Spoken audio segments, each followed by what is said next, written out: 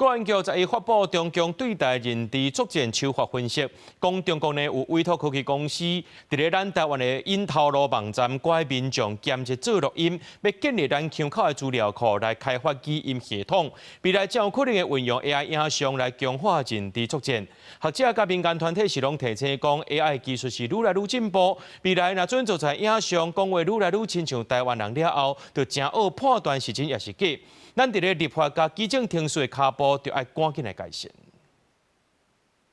正定看到 AI 影像甲人声结合，不过用途有好有歹。国安局12发布2025年中共对台人质作战手法分析报告指出，中国委托科技公司对台湾因头路的网站，拐民众用台语、客语含中文录音，要建立咱腔口的资料库来开发基因系统。总统府专社会防卫韧性委员会有委员提醒讲，中国若在重要的时机散布台湾腔口的错误信息，这都是重大的国安危机。例如军演、重大事件或社会动荡的时候，这类的内容特别容易造成影响，因为声音与画面过于真实，很多人会先相信才查证，错误讯息就会在这时候迅速扩散。国安局点名的精数智慧科技和科大信辉这家公司，即马在台湾因头路的网站已经看不到工作亏啊。有学者指出，其实只要10秒的引导，就通互同一个人声来互伊讲无共语言。民间团体呼吁政府应当对教育甲法规来管理 AI 的用途。这边来伊画出来图，伊右下角迄个所在，伊有一个像星星的迄个伊个 logo 遐，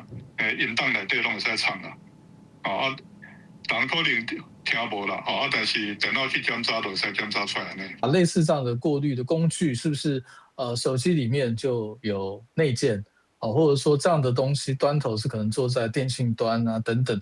针对于认知或者所谓的假讯息的话，我们目前事实上没有一个对应的法规。学者甲民间团体拢提醒 ，AI 技术若愈进步，未来做出来影像、语音、腔口和节奏愈来愈像台湾人了后，就愈二分真假。咱伫咧立法甲基政听书脚步拢来赶紧改善。记者卢尚如、曾春友台北报道。